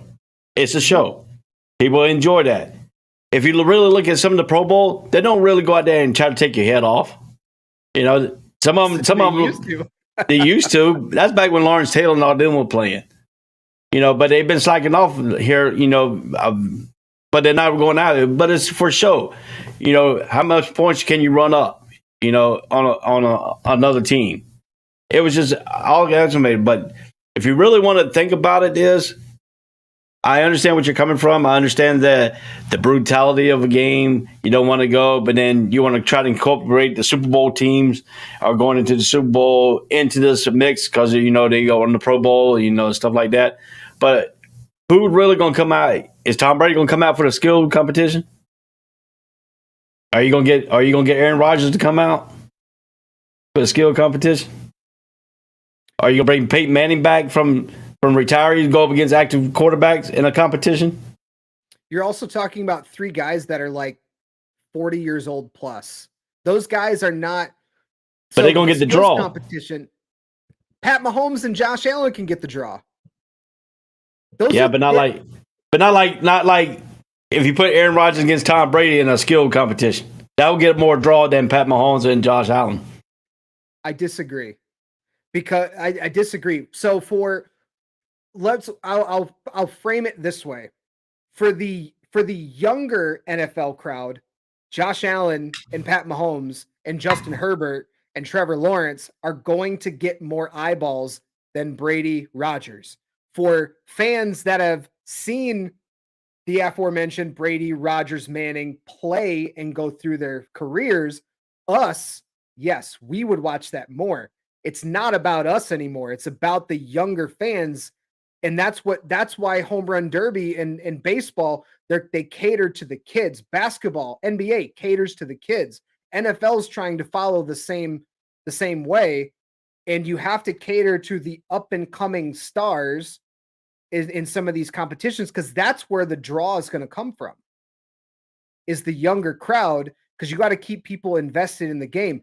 So I agree that Brady and Rodgers head to head in a quarterback competition is going to get eyeballs. Yes, but I don't agree that they're going to get more eyeballs than a Mahomes and Josh Allen and Justin Herbert and the young quarterbacks and a Kyler Murray. Those guys, the younger generation, that's who they're going to cater to. And that, I think, would get them just as many eyeballs, if not more, than the older guys who really, they don't want to play in those because they're just kind of, they got to get through their season because they want to keep their bodies healthy and hopefully play longer.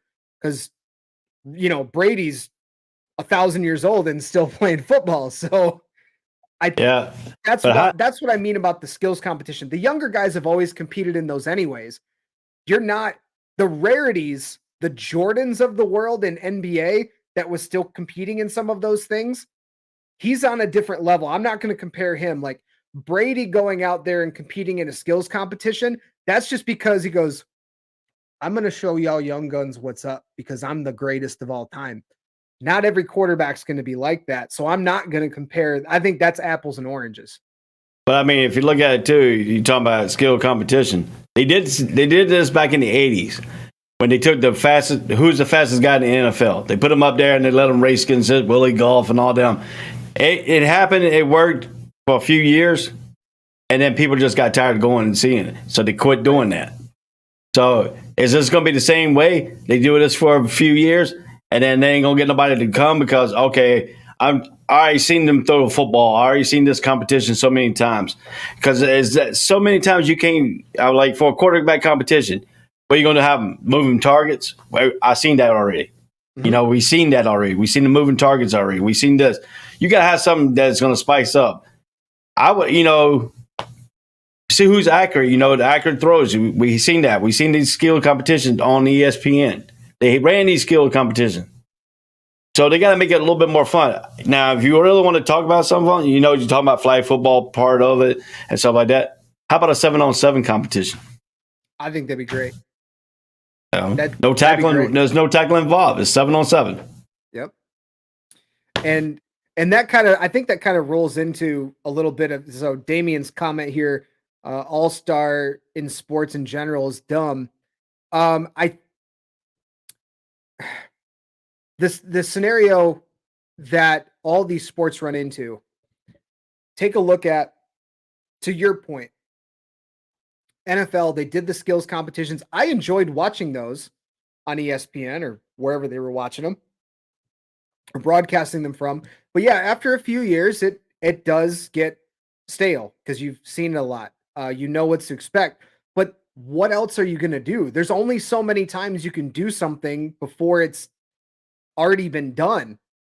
NBA, they've been running into that with the dunk competition. Like, I don't watch it anymore, but that's, again, it's something that, how can you improve it? You can't without really watering down the entire product. Baseball was seeing that with their All-Star game, which is why they implemented the winner gets home field advantage for the World Series.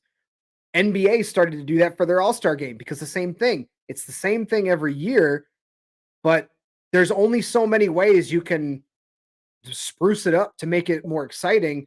And I think for the NFL, the Pro Bowl, they see that. They know that a lot of us aren't going to tune in to watch the Pro Bowl because, guys not everyone's going to show up. They're not trying. The season's almost over. The season's over. Regular season's over when they play the Pro Bowl, and you play it a week before the Super Bowl. So those guys are ready. The people that ain't gonna make the playoffs or got kicked out of the playoffs, they're ready to go on vacation. Yep. So you can be like, "Oh, you want to come play a skill competition? Where's it gonna be at? Where are they gonna hold it at? Are they gonna hold it in Orlando? Or are they going to take it out to Maui and make it a little bit more like a vacational type deal where you can go to vacation, but you can also run your skill competition out in Hawaii, like they did the Pro Bowl back in the early days, and all the way up to the recent we moved it to Orlando. Or are you going to have them come to Orlando? So they announced this morning that the Pro Bowl this year is going to be in Vegas, and that's where the competition is going to be held for these things. So they're going to move it to wherever the Pro Bowl is being done. But that's what they announced this morning. It's going to be a flag football competition between the AFC and NFC, which takes place a week before the Super Bowl, and it's going to happen in Vegas. So they're trying to find ways to spruce it up, but I'm even to the point where I think even if you run it like a not necessarily a walkthrough, but like a semi-practice, essentially, you can have guys out there still in pads, but it's basically like, hey, no, like it'd be essentially be touch football or like 7-on-7. I think that would be 7-on-7 would be a really fun thing to do. Like you could literally do it like you could have two captains like they do in the NBA. Pick two captains, both quarterbacks, your big names. Have one be, I don't know, one be Burrow, one from AFC, one from NFC, or however you want to do it. I really don't care. But I think it'd be cool to have them like draft guys based on the Pro Bowl roster that are voted on by the fans. What are you going to do with the offensive linemen, though? They're just going to be excluded now? What kind of competition are you going to hold for them? Because what are you going to do? Let's see who's the strongest out of the tackle dummies. Who can knock the tackle dummies on their ass? You get the notoriety of being selected as a Pro Bowler, which is essentially that's what it is. Because the offensive linemen and defensive linemen do deserve their credit for being the best at their position, but it's like you don't have anything for them. You don't have anything for them in those competitions. There's really nothing for them to do. Like the defensive end, what are you going to have them come with? Who's got the best sack celebration? You go hit the dummy and then you celebrate. Who's got the best dance off of them? That's stupid, but it's funny. I would watch that. I think it'd be funny. But I mean, what would you do? They don't do that now. So, but I mean, the offensive lineman. I guess I failed to see the point. I mean, if you look at it, the offensive lineman gets to play in a game when they had the actual Pro Bowl game. So they get out there to block and stuff. They get their stuff. But now you're going to take it to skill competition. So what they going to do with the offensive lineman or the defensive lineman? They're not going to get in. They're going to get. Oh yeah, we made the Pro Bowl, but we're not going to play. Not a whole lot you can do. If you're going to play the game, if you're not going to play the game, they're doing flag football. You can still have. I don't know. I haven't played flag football in like 10 years. Flag football is so. I mean, if you have a blocker, then you have to count. If you don't have a blocker, you have to count 10 Mississippi before you can rush. If you have two blockers up there, you can rush straight out. But you're still gonna be contact. But you got to block to go. 11 flag football. There you go. You're still gonna be contact, because you're still gonna have the lineman blocking. It's still gonna be contact. And if you're gonna run contact, but you're not running full speed. You're not doing pads. You're not doing like. Well, if you're doing a wide receiver thing, hamstrings can come involved. They can pull a hamstring out there. Yeah, same thing could happen if you have pads on too. It happens in every competition. So that's what the NFL is also like taking this approach, I think, of getting rid of the Pro Bowl game itself in lieu of doing something else, because you also take into account health of the players, and injuries can happen at any time, at any point. They can happen anytime, anywhere. So I think they're gonna lose money on this. They'll lose money on this. It's an experiment. Yeah, they probably will, but what else are you gonna do? You have to try to make some things. You have to try to refresh things every so many years, because if you keep doing the same Pro Bowl game every year, as you can see, people tune out. They don't care about it anymore. So I give the NFL credit for trying to get creative. I mean, everybody. I mean, I understand if they're going to do this, they should figure out a way to do it like in the middle of the season. Instead of at the end. The NFL is the only one that had, besides NASCAR. NASCAR's Super Bowl is there. They have an All-Star weekend, but most of their Super Bowl is at the beginning of the Daytona 500. But football is at the tail end. Your favorite team gets knocked out. Those fans ain't going to tune in to watch the Pro Bowl type deal. And they might decide to see who's going to be Super Bowl champion. Sometimes they don't even tune in for the Super Bowl. So why not do why not take the NASCAR approach and do an all-star game at the beginning of the year? Yeah. There you go. Or NFL, if you're watching. or you can do a bye week. I think in the middle of the season, the bye week stuff, you're in the middle. I think that causes more problems than keeping it where it currently is. But and this is just a funny point, Damian. There is no way in hell the NFLPA is going to allow that. I think it's an intriguing concept to get. It's there's nothing to gain for NFL players to do that, and everything to lose. And there's everything to gain by these XFL players, and nothing for them to lose. So it's not a win-win situation. I don't think that's even going to be a feasible option because of the Players Association, stuff like that. You're going to have guys in the XFL like, oh, I got to make a name for myself, so I'm going to chop block this guy, or I'm going to do this. Like it's not going to go well. Yeah. Not going to go well. Yep. All right, let's what else you got on your mind today, Ray? I ain't got a whole lot other than there's a few baseball things. Baseball things come up. Judge still hasn't hit 61. Luis Castillo got a huge contract extension by the Mariners over the weekend, and Don Mattingly is not returning as the manager of the Miami Marlins next year. Yeah, I'll look at it too, but I got one comment. Frankie put it in this ASAP in the morning chat that we have and stuff like that, talking about the Red Sox scared to pitch to Judge. Dude, Judge hit 2 home runs off of Pivot in his career. Pivot challenged him every single at bat. He might have walked him, but he challenged him. He challenged with a fastball, breaking ball, and Judge couldn't hit it. Judge looked at him. Dude, the first pitch that Pivot pitched to Judge was a fastball down the middle, and Judge just looked at it. So you tell me that the Red Sox was scared to pitch to him? Pivot was between Bello and the starter on the first game of the series. Pivot was the only person that he had home runs against, point blank. I don't think the Red Sox were scared to pitch to him. It's just the way they were pitching to him. Because Aaron Judge was coming up there, he looking for a breaking pitch. The first at bat, he gets a fastball right down the middle. That could have been a home run. That could have been a home run right there. So when fans talk about he ain't pitching to him and he thinks a lot, you got to go to Toronto now. Dude, he had all the opportunity during the week. He had a double. Sunday night, he hit a double. He didn't walk. He hit a double. That's Frankie the Yankee in full effect, talking smack. I can't honestly believe that he believes that. I know he's just poking at Pratt. He's just poking at him. I know. But still, that's what he does. That's what he does best. Is he's poking at people. So I'm not too worried about that.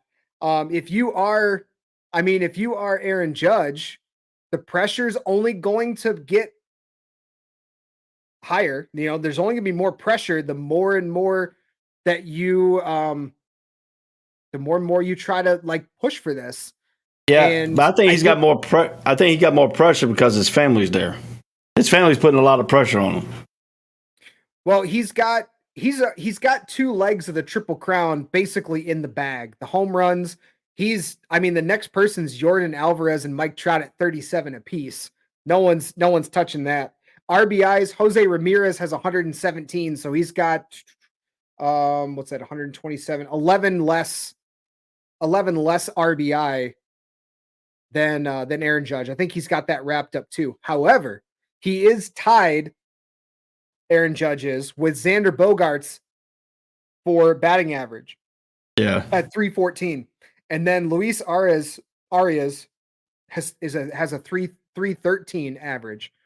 So the longer this drags on for Judge, the less likely he is to win the Triple Crown. Good. And if you look at it too, on Sunday, Judge was 1 for 2. He only had 2 at bats because people in front of him were getting struck out, or they only had 6 hits and 2 runs total. And Bello, who started the game, he only walked 2 batters. He walked Judge one time, and he walked another batter. And Judge hit a double for his hit. Yeah, and the weather shortened that game too, so Judge lost in that bat there. Right. But here's an interesting stat. Judge is 4 of 15 with 3 doubles, 6 walks, and 6 strikeouts since he hit number 60 last Tuesday. Right. So 21 plate appearances without a home run, which it's the second longest drought of his season, where he went 41 plate appearances between home runs. So okay, I'll give you this one right here. Sorry, cut you off. Saturday night, Saturday, Aaron Judge went 0 for 3. He walked once, and he had no hits after all. He only walked once at bat. So you talking about everybody's trying to stay away from him? If you look at Saturday, they went after him. He only walked once. He went 0 for 3 at bats. Yeah, since he started that series against Boston, the first game he got walked 3 times, but then 0, 1, and 1 in the following games. So it's not that they're pitching around him.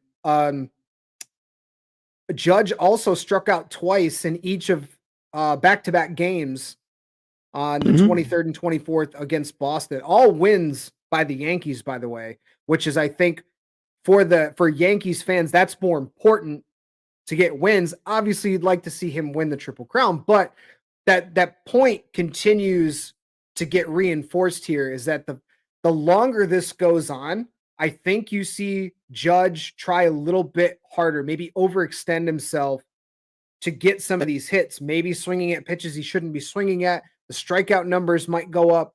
Like you said, they're not walking. And realistically, if you look at his last 10 games, he's had a walk in almost every single game, but he's only had 1 game where he's been walked multiple times. And that was that 3-walk game against the Red Sox. Any other game in the 10-game stretch, 1 per game. Yeah, he's about to go up against a pitcher named Kevin Gossman. He has a total of 194 strikeouts. He only walked 27 batters this year so far. He only given up 14 home runs this total year. He is 12 for 10, but his ERA is 3.32. So that's what Aaron Judge got to go up against tonight. So. Yep, Kevin Gossman, the Toronto Blue Jays pitcher. Yeah. That game's coming up. I don't have the schedule in front of me. That game's 7:05 tonight. That game is at they don't give 7:07 p.m. Eastern time tonight. 7:07. That means ESPN will probably do a cut-in split every time Aaron Judge come up, and you hear the Yankees announcer, number 99, Aaron Judge, and they repeat his name twice. I just don't get that. I mean, number 99, Aaron Judge, and then a few seconds later, number 99. Before he even gets in the batter's box, he says his name again. I'm like, dude, do they have to repeat his name? We know who he is. I've heard that a few times in stadiums where they'll repeat it more than once just to make sure, like, because they used to do it that way before they had all the technology to track who's in batter box. You had official scorekeepers. Yeah. In case they didn't catch that name, like, oh, okay, cool, that this is that guy. So that's where that came from. But it takes a while because when they go to commercial, when Judge comes up there and comes back, they have to wait a few minutes because if you ain't notices, they have to run the special balls out to the pitcher because he's got these special balls that are marked for him if in case he hits one out, so they know where the ball, who's got the ball, so they can give the guy who's got the ball, they can give him a replacement so he can get the ball back so he can take it to the Hall of Fame. So they got him specially marked, so you have to wait for that. We have to wait to change the balls out because if you have noticed it, the pitcher has to throw the ball back in, the umpire has to throw a special ball back out. And if you notice it, the umpire sometimes has to go through his bag to make sure he's got the special balls. So, I mean, that takes a little bit of time, too, because if Jones is ready to get up there to bat and the pitcher don't have the special balls, he's got to sit there and wait. So it takes a little bit more time, too. And that's also another pressure to add, too, because you got these special balls for you. And you don't know if these special balls are being, reinforced where he can't knock them out of the ballpark. So that brings up a good question. And this was on an article was written on CBS Sports about it too, about what would you exchange if you caught 61 or 62. So if you caught a landmark home run ball, what are you asking for? Me, I'm not a very big stickler for money wise. That's when most people want money from him and stuff like that. I know it's something special for him. I know it's going to go to the Hall of Fame. I mean, I won't even ask for much. I'll just give it back to him as a generosity because it's his time of fame. I mean, most people get it. I want to catch that ball. And I want to keep it, and I want to go sell it for millions of dollars. Me, I'm not like that. I know it's something special for him. I respect that. And it's like a lot of people, too. They ask me, if you met Michael Jordan, would you just run up there and ask for an autograph? I have met Michael Jordan. I have seen Michael Jordan in public. I leave the athletes alone because I could have got Lambo. He can't hear. I took him into my Uber. Oh, man, you had him in your Uber. You didn't ask for an autograph? I said, no, because he's with his wife or his girlfriend. I said, that's rude. Blake Bortles, I took him a couple times with a bunch of Jaguar fans. And he looked at me. They were surprised I didn't ask for the autograph. He said, you know who we are. Why didn't you ask for the autograph? I said, because y'all not on the field.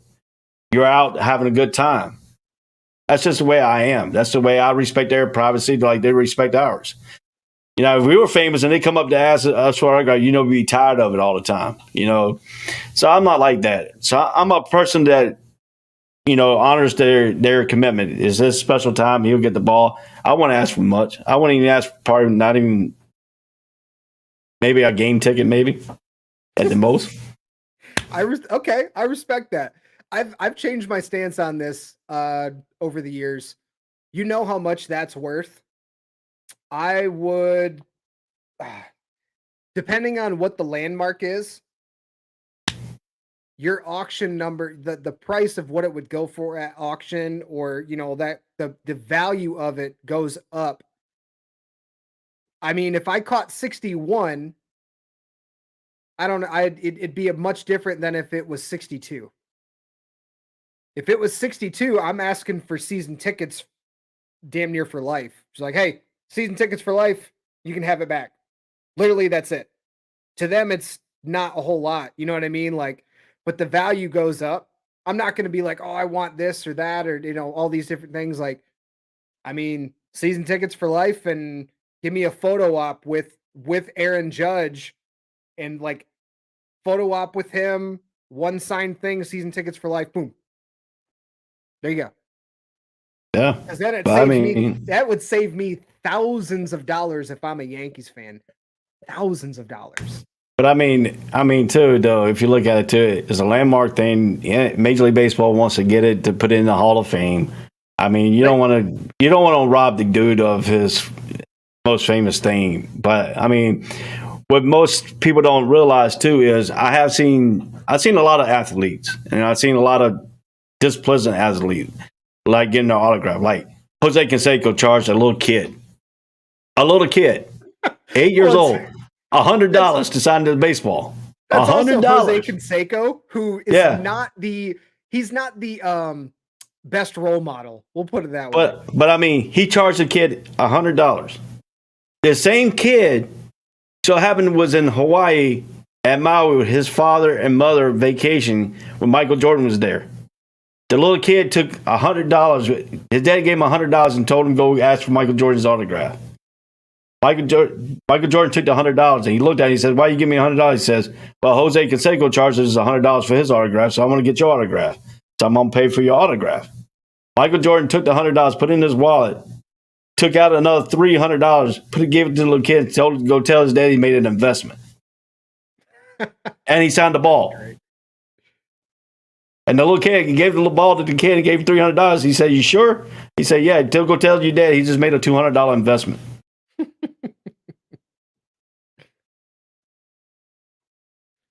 And everybody said Michael Jordan's a jerk in public. Yeah, it's for certain people, but for little kids, he's more pleasant They get a little kid on autograph for free than it is if you walk up as an adult.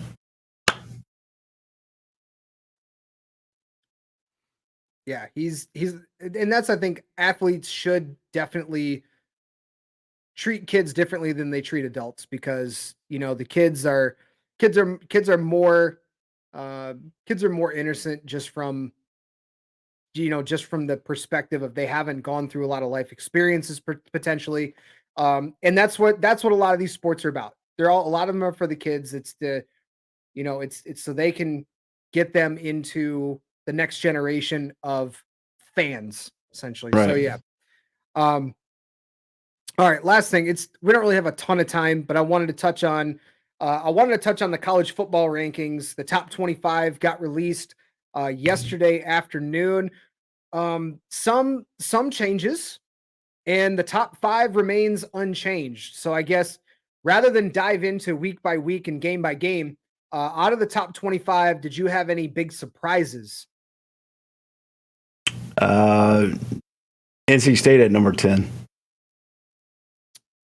I don't think they're the number 10 best team. I think they are the top 15 best team, but not number 10. I think it's too early for them to be number 10 because, yeah, they beat Texas Tech, they beat East Carolina, but they also played UConn. I wanted for them to be in the top 10. This week is going to be the biggest week for NC State. They play Clemson in Death Valley. If they come out with a victory there, then yeah, they could be in the top 10. But with their work right now, they only played one Power 5 team. That's Texas Tech. They beat Texas Tech. Texas Tech beat Texas. I got it. But they also barely beat East Carolina. East Carolina gave them a gift. First game of the season, missed a field goal. Whereas they could have been 0-1 to start the season at number 13 ranked team in the nation. But I get away to number 10 because they started off at number 13. They worked their way up. They haven't lost a game. I got it. Mm-hmm. But they're not the 10 best team they're not a top 10 team right now. Now, if they can beat Clemson, yes. But the problem with NC State is they have a hard time beating Wake Forest. So, I mean to me, Wake Forest is good though. They took Clemson to double OT. But if you listen to NC State fans, and I have a lot of NC State fans, including my sister. Oh, NC State is going to be every year is the same thing. I like it. The same thing with Carolina. Yeah, Carolina's going to be great in football. I hope they'll be great in football. Their defense stinks. You know that. Look what Notre Dame did to North Carolina. I understand that. But then again, you have the opposite team. Oh, you need to get rid of Mac Brown. You need to get rid of these things. But you can't because Mac Brown is a great coach. I mean, he's done it over the years. I mean, the defensive coordinator is a brand new defensive coordinator. He came back. Gene says they want him fired because of the defense, but they're not playing with none of his players. They're playing with the former defensive coordinator players, and it's not set up for his scheme. That's the problem with Carolina, and they're not disciplined enough. But if you look on the other hand, NC State has this defense that's going to be good. They got a good quarterback in O'Leary, but they're still missing pieces on that offense because their starting wide receiver last year is in the NFL. They thought Thomas was going to come back to be that guy, but when it was against Texas Tech, he was that guy. But when against UConn, he's a world beater because UConn can't guard him, can't play no defense. Now I want to see him play against Clemson. I want to see that next tier. This is the next tier for NC State if they want to get over the hurdle. They have to beat Clemson last year, but Clemson was down last year. Ugalea for Clemson right now is a better quarterback than he was a year ago. He's more confident. So NC State needs to come in South and Clemson because they beat them last year in Carter Field Stadium in their home stadium. Now there's a different animal when you go to Memorial Stadium in Death Valley in Clemson, South Carolina. It's a totally different place. And if they can come out of there with a victory, they'll have my respect. But if they come out with a loss, they're just overrated at number 10. When I look at the top 25, it's not the teams that maybe moved up or won. The biggest surprises to me are some of the teams that lost and how badly they lost. one of the games that I kind of watched, Minnesota, Michigan State. Minnesota has a great rushing offense. PJ Fleck's been doing that ever since he was back at my alma mater, Western Michigan. But the fact that they essentially manhandled Michigan State, where Michigan State was earlier this year, even a couple weeks ago, that was a big surprise to me. I was really surprised at how terrible Miami is. They got bullied by Middle Tennessee State at home. And they benched the quarterback. Yeah, they look awful, like straight up garbage. And that was a big surprise to me. I wasn't really too terribly surprised with Tennessee and Florida. Florida had a great win at home against Utah, got vastly overrated after a week, got brought back down to earth by Kentucky, and then lost again to a better Tennessee team. So that doesn't necessarily surprise me too much. Oklahoma was a bit of a surprise lose to Kansas State. That was a surprise loss. That was a surprise. Yeah. That wasn't surprising to me. No, because why not? Kansas State always gives Oklahoma trouble. Go back to the Snyder's years. Snyder didn't have the great world beater teams. Oklahoma did, and they end up beating Oklahoma. That series is a tough draw for Oklahoma. It always have been, and it always will be. They can't get over the stint that Texas State will have Oklahoma's numbers most of the time. And I'm gonna tell you, I'm giving praise. Aaron Martinez, when he came out of Nebraska, transferred into Kansas State, he is a different quarterback. He looks more free, more elusive, and he dominated that Oklahoma defense. Yeah, transferring out, going Adrian Martinez. Man, he was supposed to be something at Nebraska. Now you take a look at kind of how that program's really played out, and that was probably more Scott Frost than it was Adrian Martinez. But yeah, you see that now with Kansas State. And you see what Kansas State offensive coordinator is Klein. What did Klein do? Klein is a Martinez. Klein, that's a Klein drone in Adrian Martinez. He ran the play. I don't know if you remember when Klein was there. It was a play that they ran with the quarterback going up and the power right between the tackle and the guard. They ran that same exact play that Venables knew about because it happened to when he was the defensive coordinator at Oklahoma before he went to Clemson. And they couldn't stop it. They ran it again. And Martinez did the same thing. Got a touchdown out of it. Yep. Top 10. Georgia stays at 1. Top 5, like I said, stays the same. Georgia 1, Bama 2, Ohio State 3, Michigan 4, Clemson 5. Got scared by Wake Forest in double OT. Wake Forest had that game in hand. Credit to DJ Ugalele and being able to move that offense down, score in overtime, and be able to eke out the win.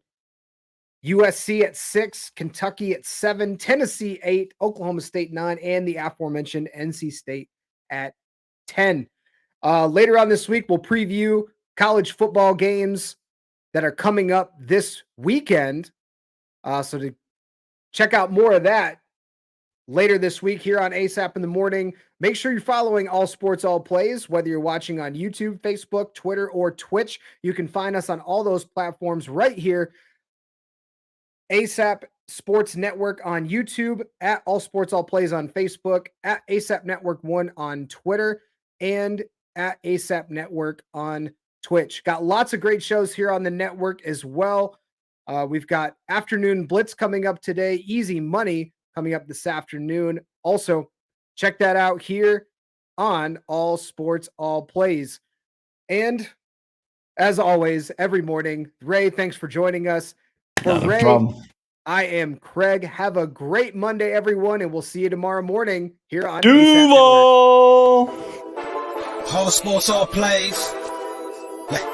All Sports All Plays. All Sports All Plays.